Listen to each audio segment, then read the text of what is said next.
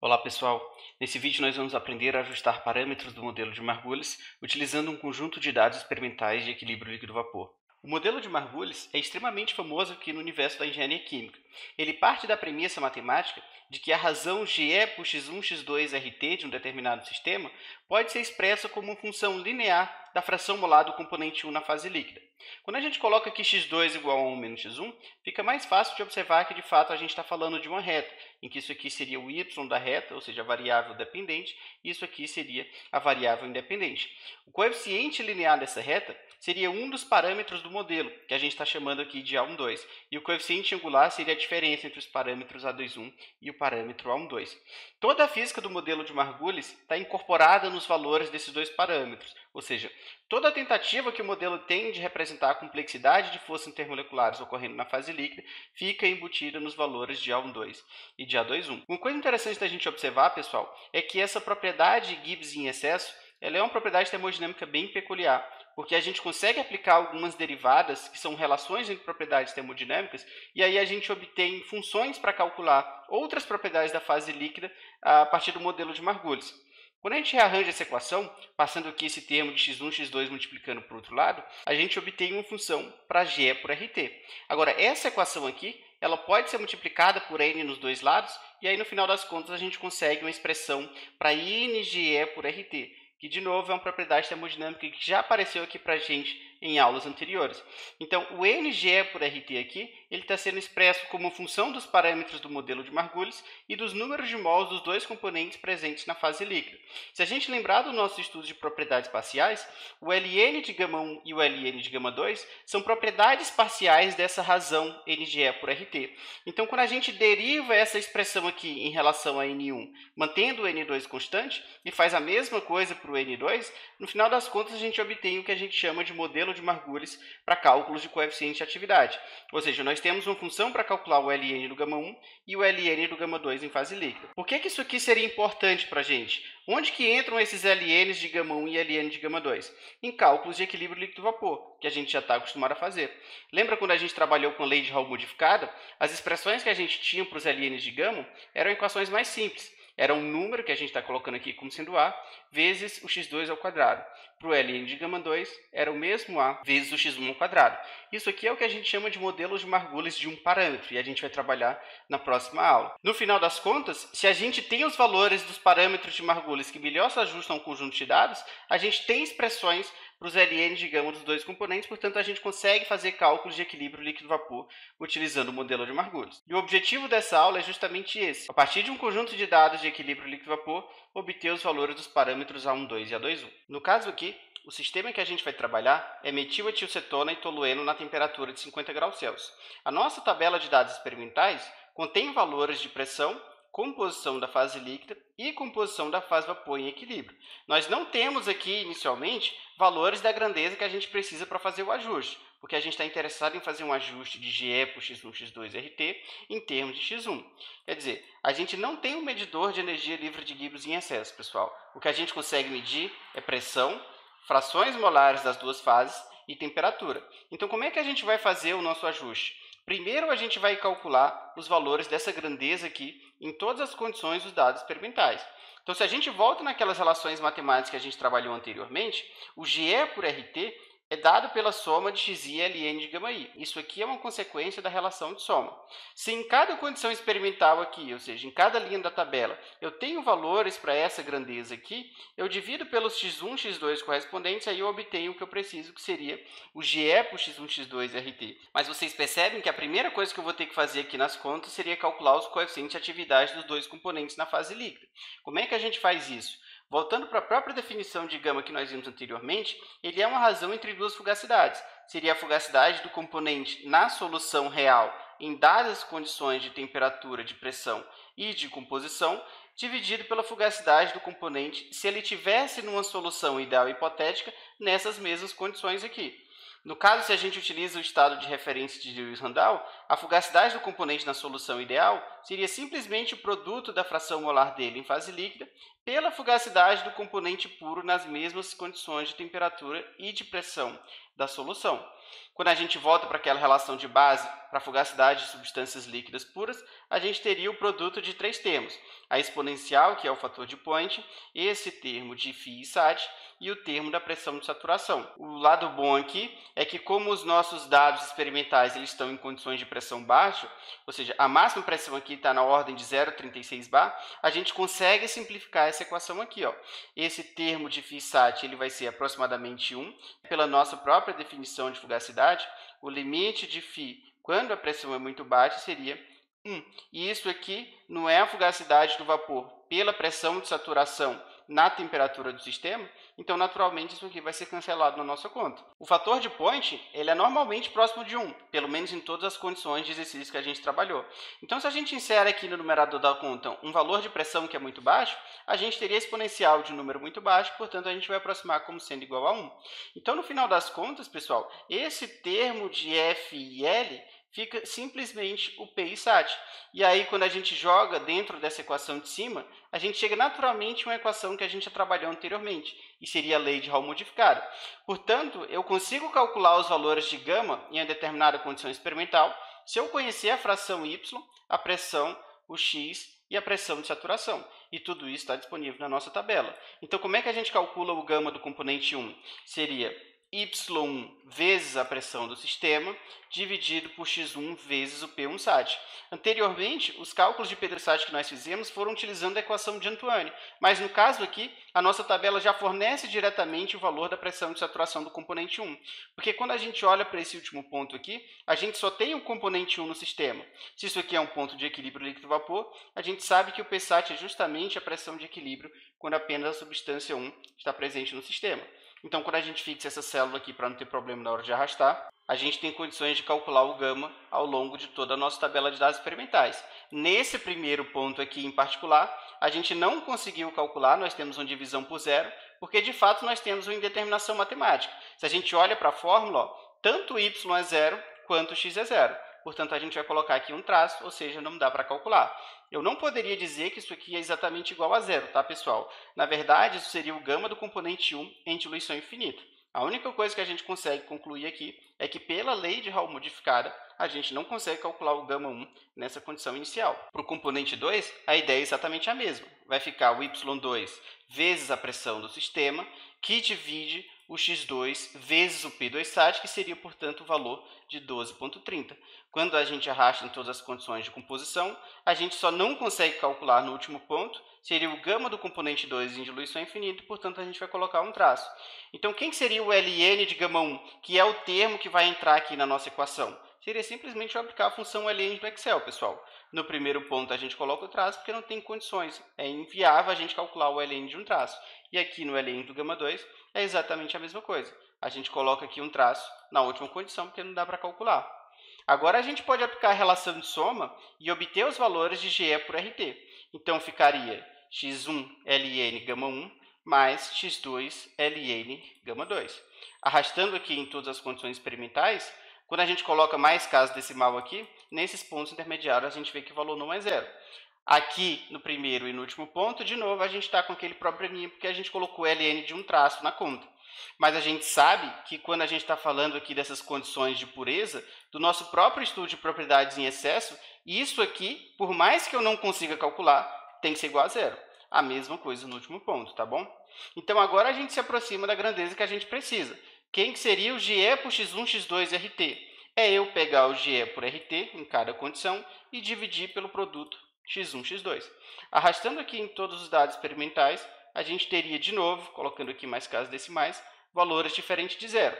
Agora, nesse primeiro e no último ponto, eu não posso fazer que nem aqui eu fiz no GE por RT.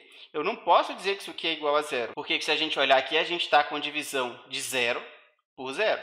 Então, a gente coloca aqui um traço novamente.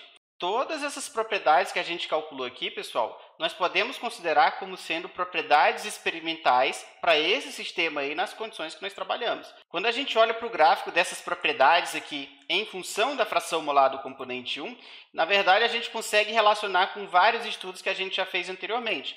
Então aqui a gente teria 4 curvas, seria o GE por x1, x2, RT. Aqui a gente teria o LN de gama 1 e o LN do gama 2, e os triângulos vermelhos seriam simplesmente o GE por RT. Lembra que eu falei para vocês que para um sistema binário, essa grandeza GE por RT ela tem uma forma aproximadamente parabólica? Quando a gente olha para os nossos dados experimentais desse sistema, a gente vê de fato que esses triângulos apresentam uma forma próxima de uma parábola. Quando a gente olha aqui para o LN do gama do componente 2 e o LN do gama do componente 1, percebam que as duas curvas não vão até os limites de composição, tá bom? Justamente pelo fato de a gente ter esses dois traços aqui, mas a gente vê que elas têm inclinações opostas ao longo de todo o domínio de composição. Lembram disso? Percebam que esses x aqui também não vão até os extremos de composição pela mesma razão, pessoal. A gente não conseguiu aqui plotar nesses dois pontos de pureza.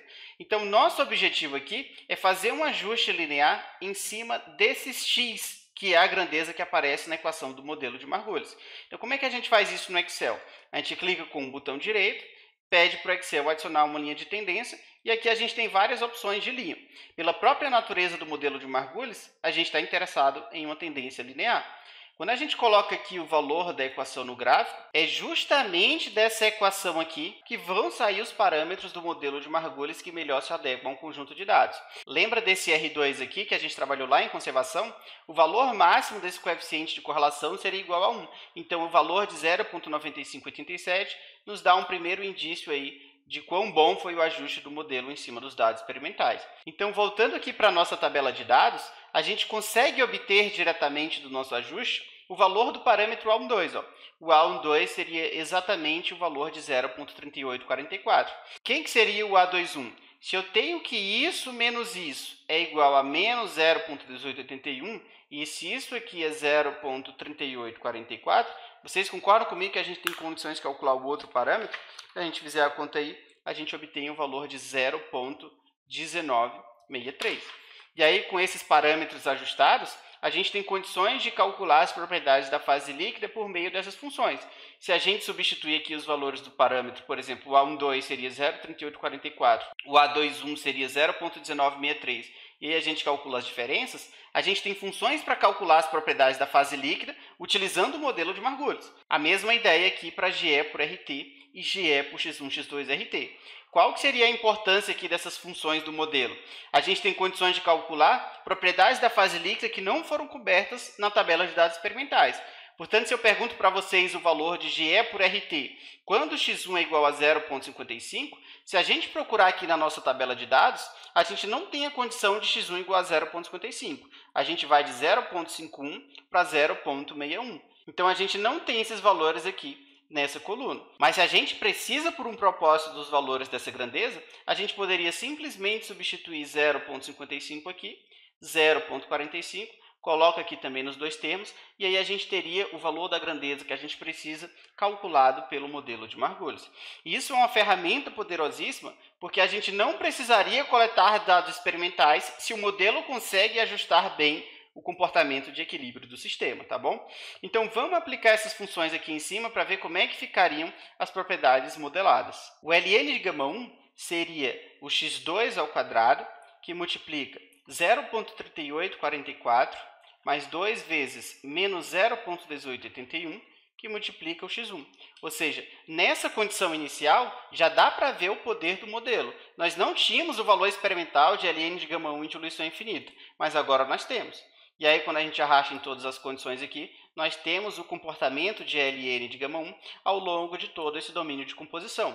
Para o Ln de gama 2, é exatamente a mesma ideia, a gente só vai inserir a função apropriada. Então, ficaria x1 ao quadrado, que multiplica 0,1963 mais 2 vezes 0,1881 vezes x2.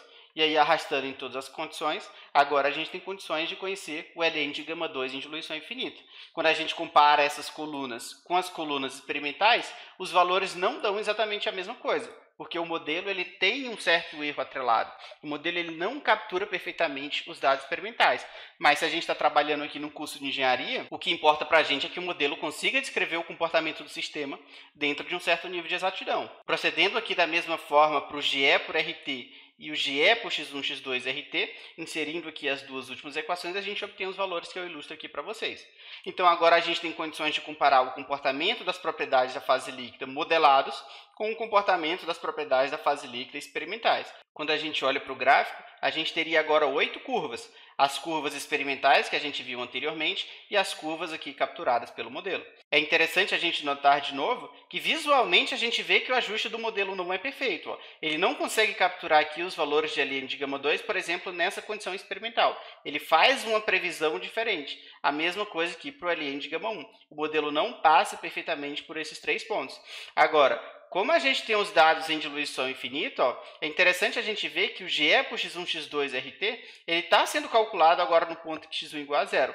E ele se iguala com LN de gama 1 em diluição infinita. Então, isso aqui, quando a gente olha lá para o que está deduzido no livro texto, é uma consequência da equação de Gibbs do Rein. A mesma coisa aqui no outro limite de pureza.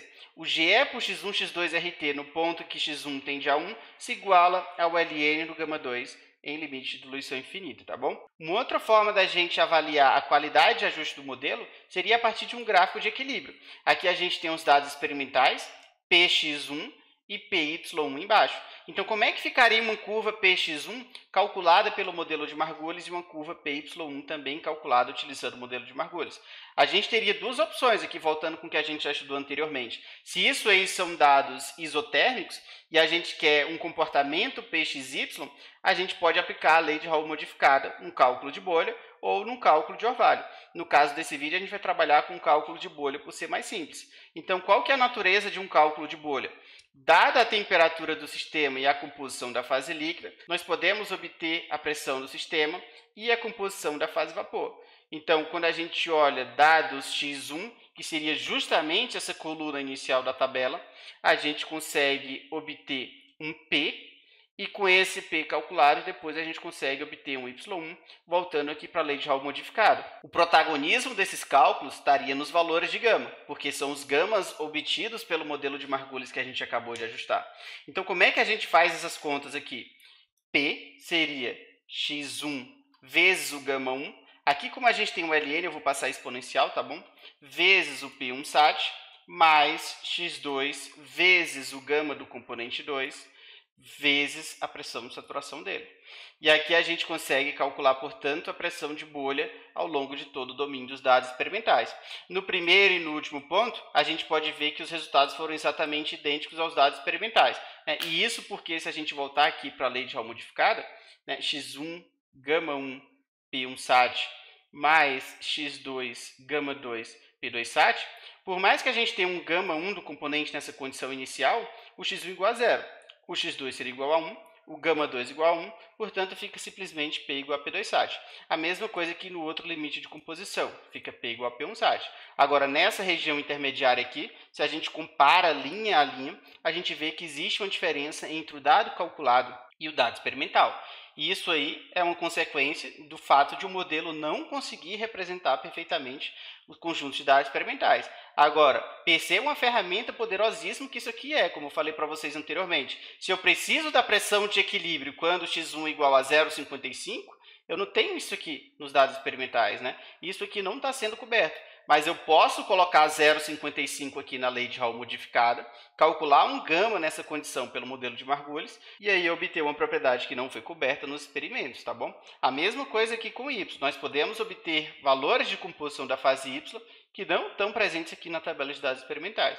Então, a gente teria aqui que o Y1 seria x1, gama 1, vezes P1 sat, que divide a pressão calculada, tá bom? Que a gente está interessado em calcular o Y utilizando esse pcalc.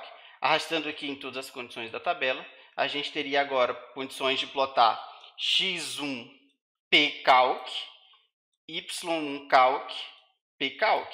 Quando a gente faz isso, a gente obtém justamente essas curvas aqui, ó. Então a gente vê que de fato o modelo consegue capturar o comportamento dos dados experimentais. Como é que ficaria a curva predita pela lei de Raoult? Só para a gente ver quão absurdo seria admitir a hipótese de que a fase líquida é ideal. Pela lei de Raoult, a gente sabe que o P é simplesmente, voltando aqui para o equacionamento, a soma de xi, P e sat. Então a gente ficaria com o x1 vezes o P1 sat mais x2 vezes o P2 sat.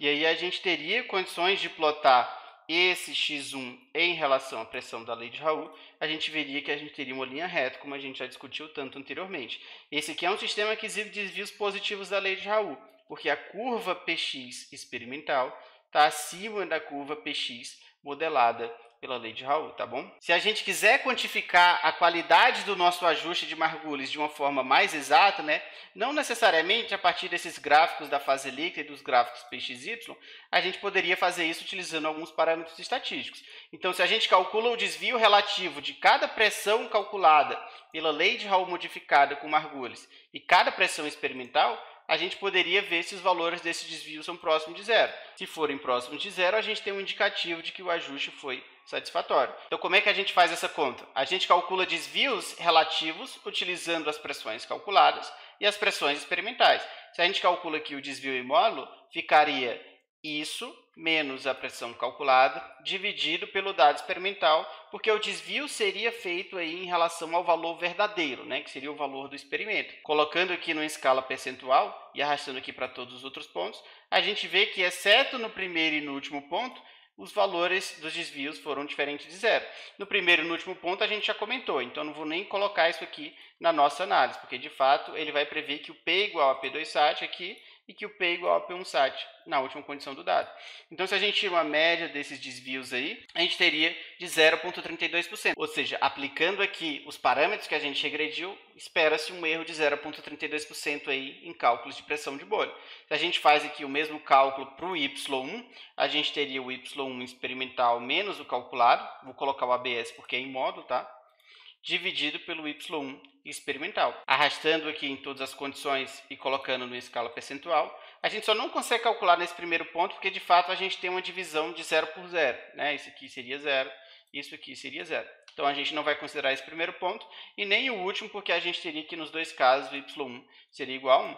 Então, se a gente tira uma média aqui da mesma forma que a gente fez, a gente teria um erro médio na composição da fase vapor de 0,58%, quando a gente aplica aqui o modelo de Margulis junto com a lei de Raoult modificada, tá bom? Conseguiram entender a ideia, pessoal? Agora eu quero mostrar para vocês como é que a gente poderia fazer esse mesmo ajuste dos parâmetros de Margulis sem ser pelo Excel, no caso, utilizando uma calculadora científica. No caso aqui, a calculadora que eu vou utilizar é a Casio FX82ES, tá bom, pessoal? Consegui baixar o emulador no próprio site da Casio. O procedimento deve ser similar para outras versões da calculadora. Então, a gente vem aqui em Mod, Stat, seleciona a regressão linear, portanto, A mais BX.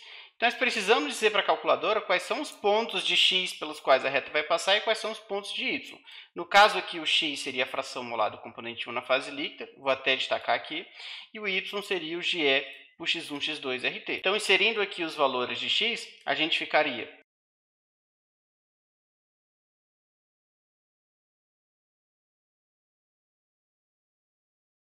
inserindo agora os valores de y,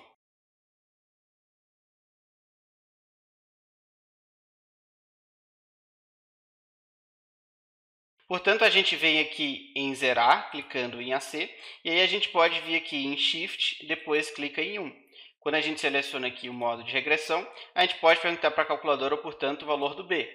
Então, o B aqui, que seria o coeficiente angular, deu menos 0,1881, ou menos 0,1880. Valor muito próximo aqui ao que a gente obteve utilizando o método dos mínimos quadrados. Na verdade, o método de regressão é o mesmo na calculadora e no Excel. Essa pequena diferença é simplesmente uma questão de arredondamento. A regressão que o Excel fez foi utilizando aqui mais casas decimais. Então, se a gente aumenta aqui, o valor muda um pouquinho. E a gente utilizou aqui apenas 4 casas decimais. Então, para obter aqui o A, a gente faria a mesma coisa. Shift, depois vem em Stat, seleciona regressão e pergunta para a calculadora qual que é o valor do A. Se a gente arredonda aqui, dá 0,3844, beleza, pessoal?